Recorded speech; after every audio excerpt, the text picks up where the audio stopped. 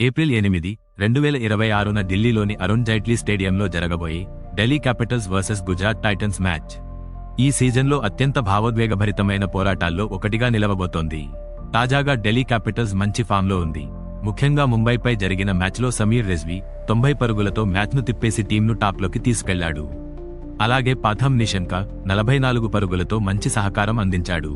ఈ కాన్ఫిడెన్స్ తోనే డీసీ ఈ మ్యాచ్లోకి దిగుతోంది.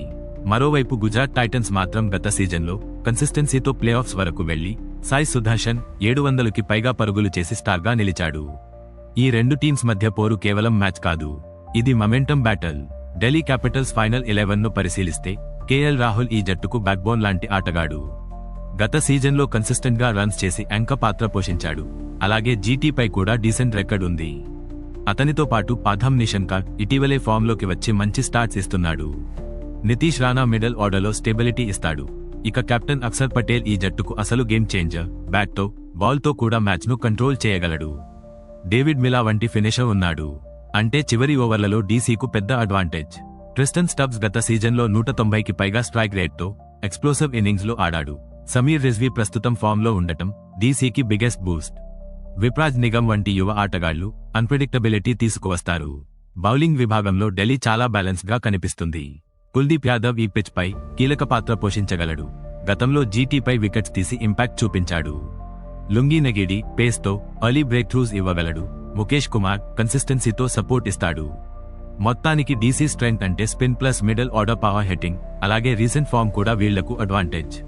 ఇక గుజరాత్ టైటన్స్ ఫైనల్ 11 చూస్తే వారి స్ట్రెంగ్త్ పూర్తిగా టాప్ ఆర్డర్ మీదే ఆధారపడి ఉంటుంది. శుభ్మన్ గిల్ కెప్టెన్ గా మాత్రమే కాదు, కన్సిస్టెంట్ రన్ స్కోరర్గా కూడా చాలా కీలకం. సాయి సుదర్శన్ డీసీపై ప్రత్యేకంగా డామినేట్ చేస్తూ మంచి యావరేజ్తో రన్స్ చేస్తున్నాడు. జాస్ బట్లర్ ప్రెజెన్స్ వల్ల పవర్ ప్లేలోనే మ్యాచ్ జీటీ వైపుకు వెళ్లే అవకాశాలు ఎక్కువ.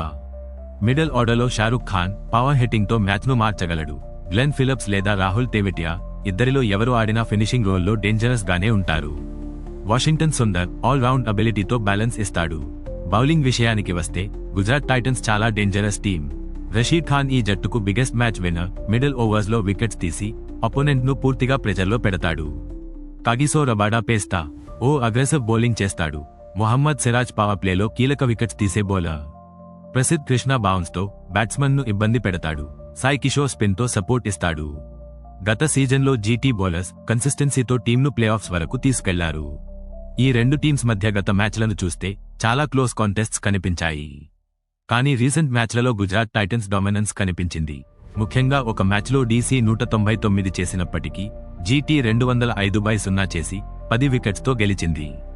అయితే డీసీ కూడా కొన్ని మ్యాచ్లలో స్ట్రాంగ్ కంబ్యాక్ ఇచ్చి పోటీని బ్యాలెన్స్గా ఉంచింది. ఈ మ్యాచ్లో కీలక పోటీలు చాలా ఆసక్తికరంగా ఉండబోతున్నాయి. KL Rahul versus Rashid Khan battle మ్యాచ్ను పూర్తిగా తిప్పేయగలదు. Sai Sudharsan versus Kuldeep Yadav spin battle కూడా కీలకం. చివరి ఓవర్లలో మిలా వర్సెస్ రబాడా లేదా తెవిటియా వర్సెస్ ముఖేష్ కుమార్ వంటి బ్యాటిల్స్ మ్యాచ్ను డిసైడ్ చేసే అవకాశం ఉంది. పిచ్ స్లోగా ఉండే అవకాశం ఉంది. స్పిన్నర్స్ కు సహాయం చేస్తుంది. అలాగే డ్యూ కారణంగా చేసింగ్ టీంకు అడ్వాంటేజ్ ఉండొచ్చు.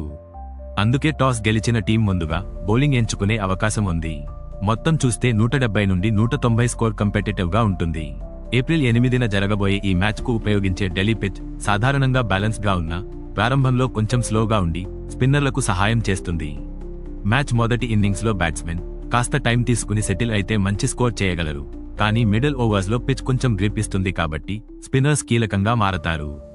ఫాస్ట్ బౌలర్స్ కి కూడా కొత్త బంతితో స్వల్ప స్వింగ్ మరియు బౌన్స్ దొరుకుతుంది. ముఖ్యంగా పవర్ ప్లేలో వికెట్స్ తీసే అవకాశం ఉంటుంది. రెండో ఇన్నింగ్స్ లో డ్యూ పడే అవకాశం ఉండటంతో చేసింగ్ టీంకు స్లైట్ అడ్వాంటేజ్ ఉంటుంది. ఈ పిచ్ పై సాధారణంగా 170 నుంచి 190 మధ్య స్కోర్ కంపెటిటివ్ గా పరిగణించబడుతుంది. కానీ స్టార్ట్ బాగా వచ్చిన టీం 200 దాటే అవకాశమూ ఉంది.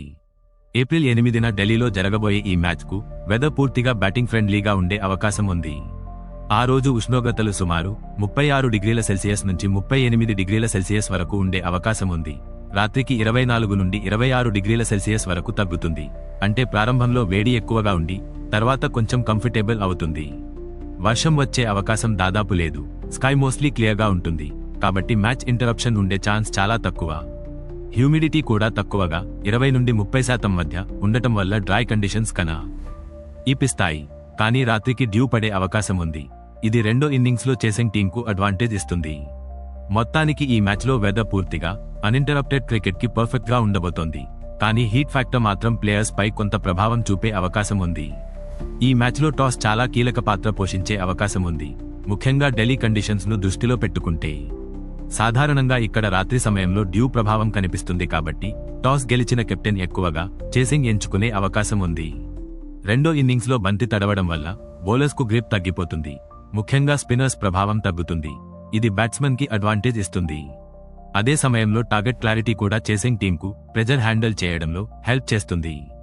కాబట్టి ఈ మ్యాచ్లో టాస్ గెలిచిన టీం దాదాపు 80% ఛాన్స్తో ముందుగా బౌలింగ్ ఎంచుకుని తర్వాత చేస్ చేయాలని నిర్ణయం తీసుకునే అవకాశం ఎక్కువగా ఉంది.